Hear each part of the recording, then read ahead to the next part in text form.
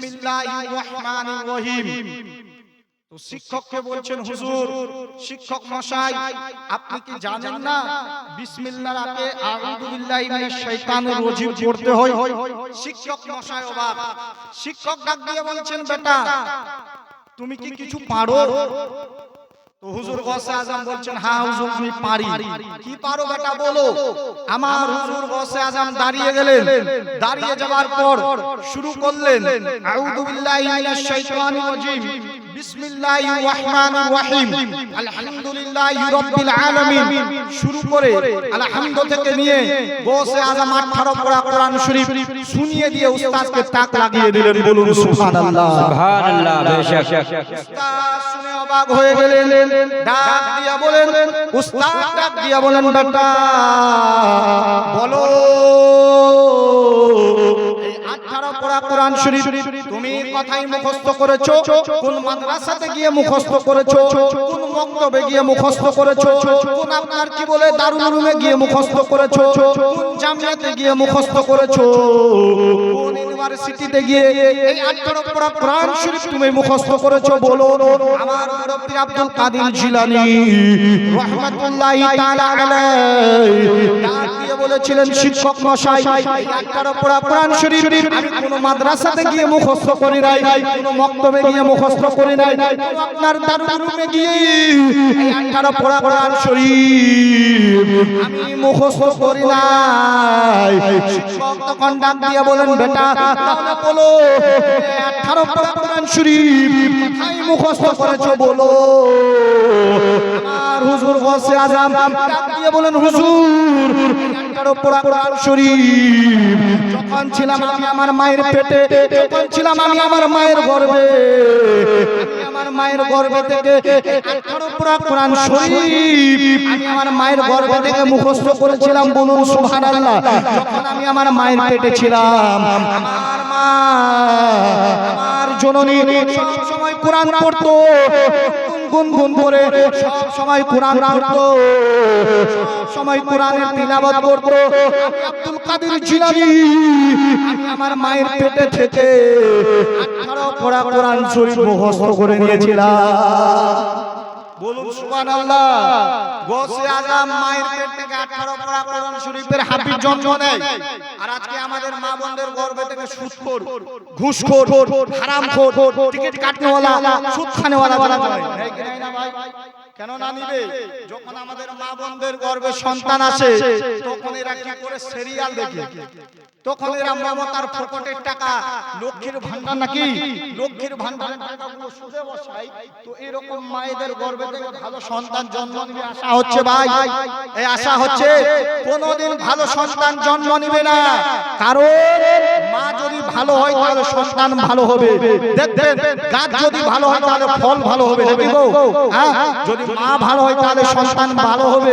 আমাদের মা বোনেরা তো হয়েছে ডিজিটাল, আমাদের মা বোনেরা তো বুরকা পড়তে চায় না, আমাদের মা বোনেরা তো আপনার কি বলে গায়ে আপনার কি বলে গায়ে আপনার পাঁচখানা কাপড় রাখতে চায় না, এরা থ্রি পিস পরে ঘুরে বেড়ায়।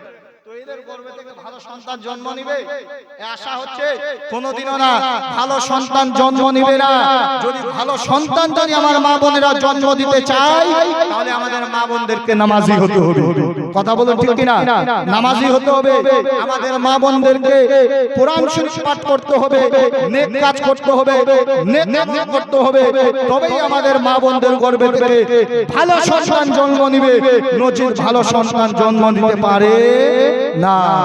এ বাবা, আমার গৌসে আজম মায়ের পেটে থেকে 18 পারা কোরআন শরীফের হাফিজ জন্ম নিয়েছে। 18 পারা কোরআন শরীফের হাফিজ কেন? কারণ গৌসে আজমের মা ছিলেন মুত্তাকিনী, নামাজি, আর ওনার বাপ ছিলেন নামাজি, ওনার বাপ ছিলেন ওলি। এইজন্য তার ছেলে হয়েছেন সমস্ত ওলিদের সর্দার। আজকে আমাদের মা বোনরা তো আপনার কি বলবো ভাই, আমাদের মা বোনই ভালো নাই তো সন্তান কিভাবে ভালো হবে?